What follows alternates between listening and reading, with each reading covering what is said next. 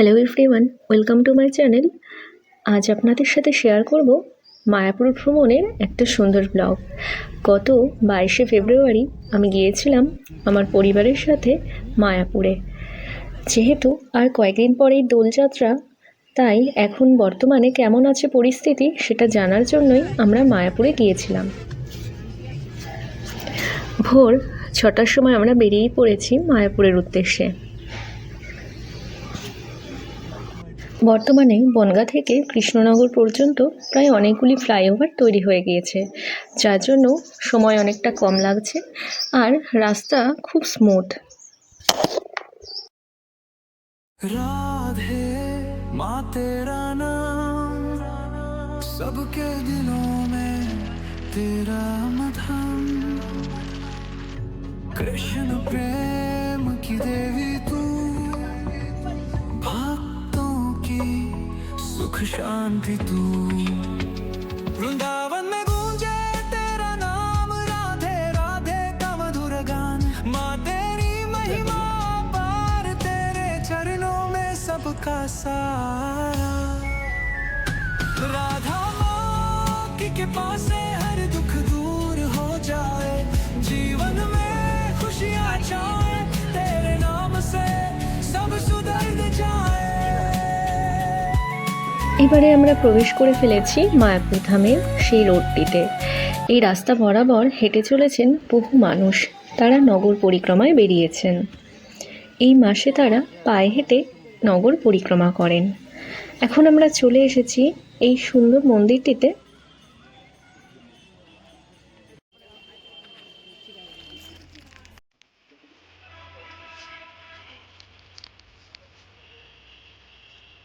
এটি হলো শ্রীল প্রভুপাদের সমাধি মন্দির। মন্দিরটি অত্যন্ত সুন্দর করে সাজানো আর পরিষ্কার পরিচ্ছন্ন। দেখুন, শীতকাল প্রায় শেষ হতে চললেও বাগানে প্রচুর ফুল ফুটে রয়েছে। অপূর্ব সুন্দর লাগছিল জায়গাটি।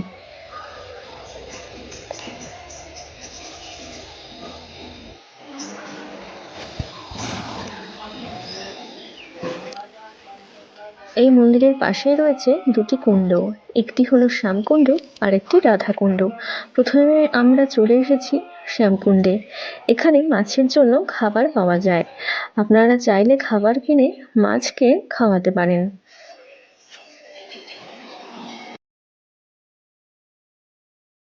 দেখুন এই মাছটি কত বড়। এখানে প্রায় সব মাছই এরকম বড় বড়, আর সবাই এগুলিকে দেখে বেশ আনন্দ পাচ্ছিল।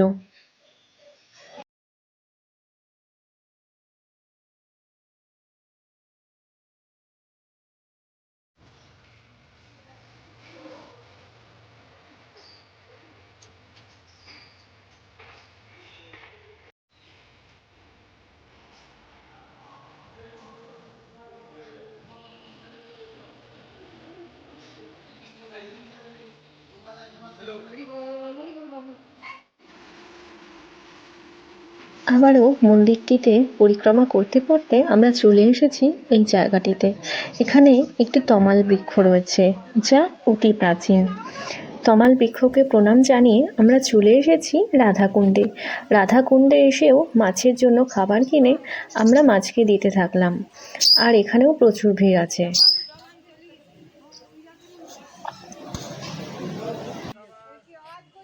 রাধাকুণ্ডের পাশেই রয়েছে গিরি গোবর্ধন মন্দির, যা বৃন্দাবনের আদলে নির্মিত। এখানেও আমরা সবাই পুজো দিয়ে দিলাম।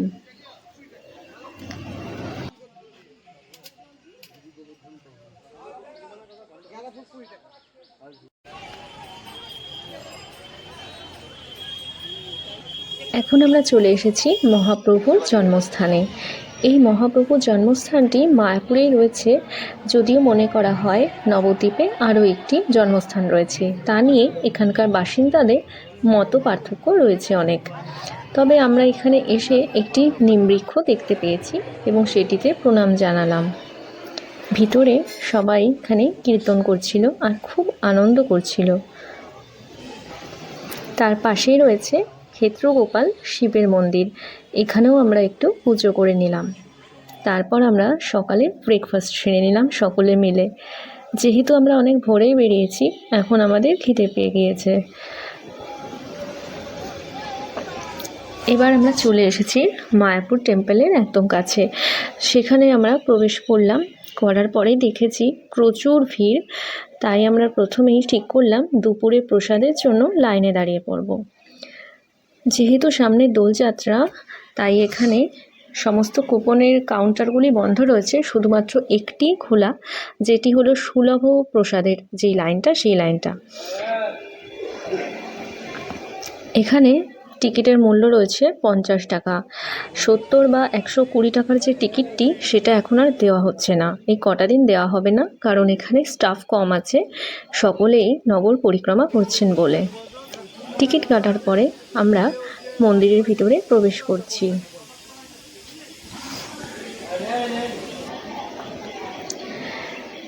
এই যে আপনারা যে বেদিক প্ল্যানেটেরিয়ামটা দেখতে পাচ্ছেন, এটি প্রায় 30 বছরের কাছাকাছি সময় ধরে কনস্ট্রাকশন চলছে এখানে। এখনও মন্দিরটির কাজ সম্পূর্ণ হয়নি, তবে মন্দিরটি খুবই সুন্দর হবে বলে আশা করা যাচ্ছে। जय राधा माधव जय कुंज बिहारी जय कुंज बिहारी जय गोपी जन वल्लभ जय गोपी जन वल्लभ जय गिरधर हरि जय गिरधर हरि यशोद। সামনেই গৌর পূর্ণিমা উপলক্ষে এখানে বেশ কার্নিভাল শুরু হয়েছে, তাই প্রচুর স্টল এই ভিতর থেকেই বসেছে। দেখুন কত সুন্দর স্টলগুলি।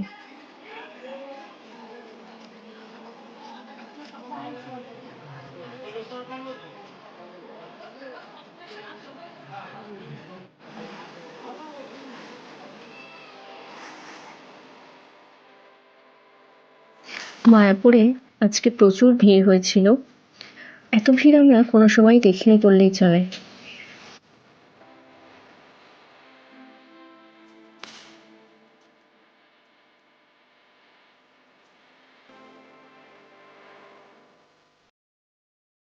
এখন আমরা মায়াপুরে গোশালার দিকে যাব, তাই আমরা একটা টোটো ঠিক করলাম গোবিন্দাস রেস্টুরেন্টের একদম সামনে থেকে।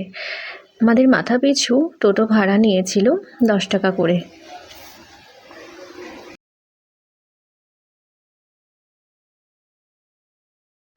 আমরা এনার কাছ থেকে জানতে পারলাম মায়াপুরের এখন অনেক কিছুই বন্ধ রয়েছে, সামনে দোলযাত্রা, সেই জন্যে।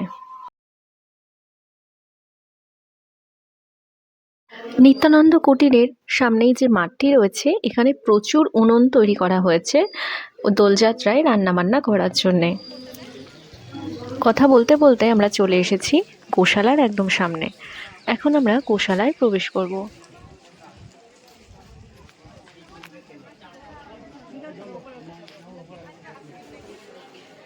এখানে এই চার্ট থেকে আপনারা দেখে নিন গোসেবা করার জন্যে কত টাকা লাগতে পারে।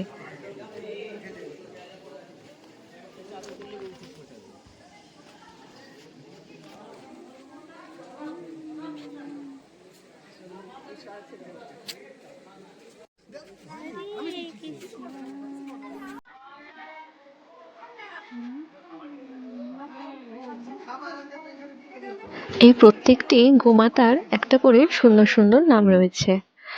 আর গোশালার নিচের সব থেকে আমরা ঘি কিনে নিয়েছিলাম বাড়ির জন্যে। তারপর আমরা লস্যি খেয়েছিলাম, এটিও অত্যন্ত সুস্বাদু ছিল।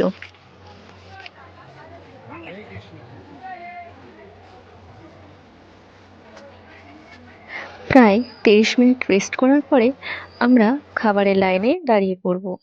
তখন ঘড়িতে সময় দুপুর 1টা। এখন থেকে প্রচুর মানুষ লাইনে দাঁড়িয়ে পড়েছে। আমার পাপা আর মামা লাইনে দাঁড়িয়ে আছে।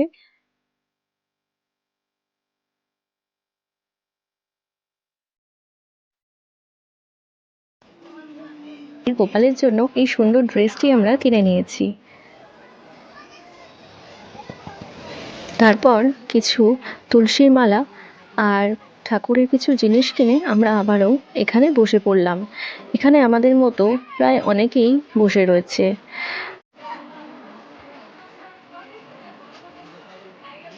প্রসাদ গ্রহণের এই লাইন থেকে বোঝা যাচ্ছে আজকে মায়াপুরে কত লক্ষাধিক মানুষের ভিড় হয়েছে। প্রায় 1 ঘন্টা 40 মিনিট মতন লাইন দেওয়ার পরে আমরা প্রসাদ কক্ষে পৌঁছে সবাই বসে পড়লাম। প্রসাদও তখন প্রায় শেষ বললেই চলে। আমরা প্রত্যেকবার এসে প্রচুর মেনু যেমন দেখতে পাই, এবারে তেমনটা হয়নি। এবারে প্রথমে দিয়েছিল খিচুড়ি, তারপর ডাল আর একটা তরকারি, আর প্রসাদটি বেশ ভালোই ছিল।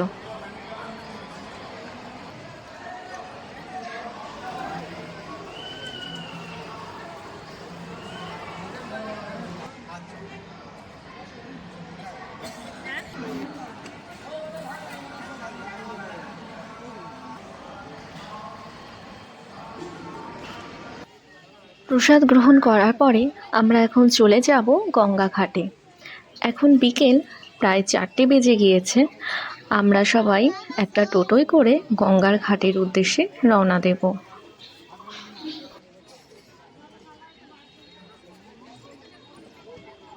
আপনারা চাইলে হেঁটেও গঙ্গার ধারে যেতে পারেন, আর তার জন্য সময় লাগতে পারে প্রায় 5 মিনিট মতো।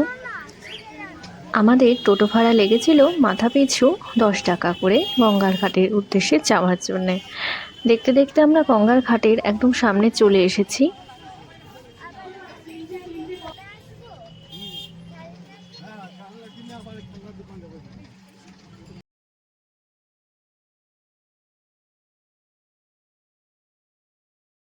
ওই যে এখান থেকে দেখা যাচ্ছে মায়াপুর মন্দির, আর এই যে হলো গঙ্গার ঘাটের প্রবেশদ্বার।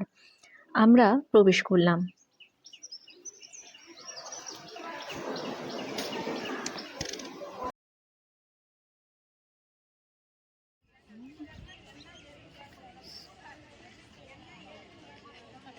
এবারে আমরা মা গঙ্গাকে প্রণাম জানিয়ে আসলাম। আর এখানে গঙ্গা আরতিও হয় সন্ধ্যাবেলায়।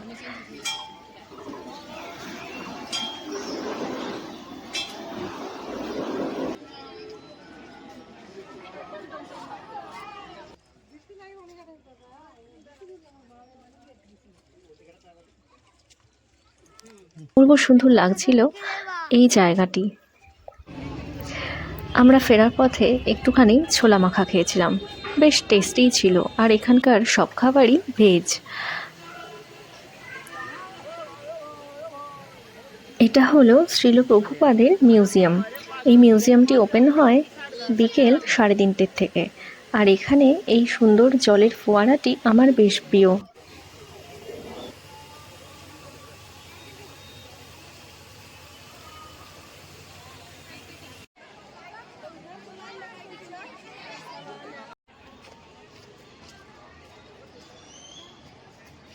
এখানে গীতার ক্লাস হচ্ছিল, তবে মানুষের সংখ্যা এখানে অনেকটা কম ছিল অন্যান্য দিনের তুলনায়। এরপরে গৌর পূর্ণিমার ফেস্টিভ্যালের জন্য যে মেলাটি এখানে হচ্ছিল সেখানে আমরা প্রবেশ করলাম। এখানকার জিনিসগুলোর প্রাইস বেশ হাই, তবে জিনিসগুলো বেশ সুন্দর সুন্দর।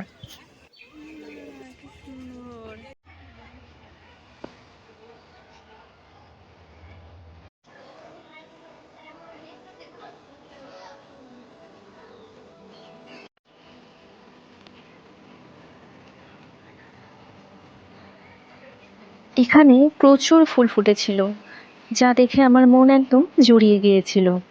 কি অপূর্ব সুন্দর হয়ে রয়েছে জায়গাটি।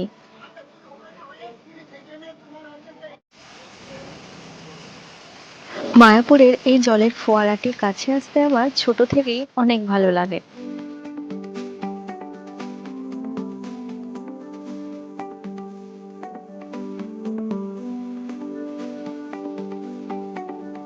ঘড়িতে সময় তখন বিকেল প্রায় 5:30, আর আমরা এখন মন্দিরের জন্য লাইনে দাঁড়িয়ে পড়ব। আর তার আগে আমরা ক্যামেরা আর জুতো কাউন্টারে রেখে দিয়েছিলাম, কারণ মন্দিরের ভিতরে ক্যামেরা নিষিদ্ধ। আজকে লক্ষ লক্ষ ভক্তের ভিড় হয়েছিল মায়াপুরে, সেই জন্য প্রথম দিকে সকলকে প্রায় বার করে দেওয়া হচ্ছিল একটুখানি দর্শন করে। আমরা যেহেতু নৃসিংহদেবের আরতিতে অংশগ্রহণ করব, তাই মনে মনে একটা আশঙ্কা হচ্ছিল, কিন্তু আমরা অনেক সুন্দর করে পুজো দিতে পেরেছিলাম।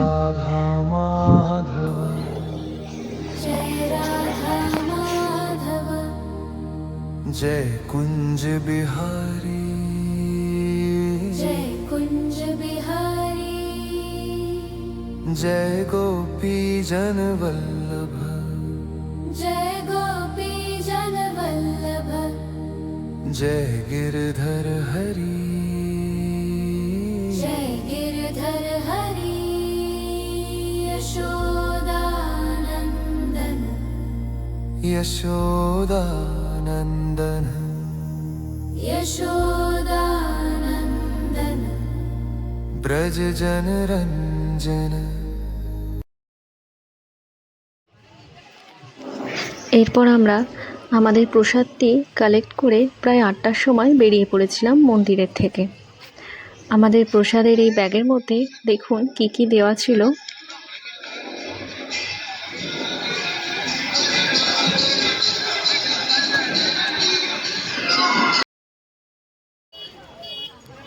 আমাদের অনেকটা সময় কিছুই খাওয়া হয়নি, তাই এবারে একটু আমরা টুকটাক কিছু খাওয়া দাওয়া করে বেরিয়ে পড়ব বাড়ির উদ্দেশ্যে। এই যে আমার ভাই এইসব খেলনা কিনেছিল আর সেগুলো বাজিয়ে বাজিয়ে দেখছিল। মায়াপুর ভ্রমণের বেস্ট সময় শীতকাল হলেও হয়তো এই দোল পূর্ণিমার সময়টা অ্যাভয়েড করাই উচিত, কারণ প্রচণ্ড ভিড় হয় আর খুবই প্রবলেম হয় সমস্ত মানুষের। তারপর আমরা এই অন্নপূর্ণা রেস্টুরেন্ট থেকে রাতের ডিনার করে বাড়ির উদ্দেশ্যে ফিরেছিলাম। ভিডিওটি আপনাদের কেমন লাগলো সেটা আপনারা কমেন্টে জানিয়ে একটা লাইক, শেয়ার আর সাবস্ক্রাইব করে আমার চ্যানেলের পাশে থাকবেন।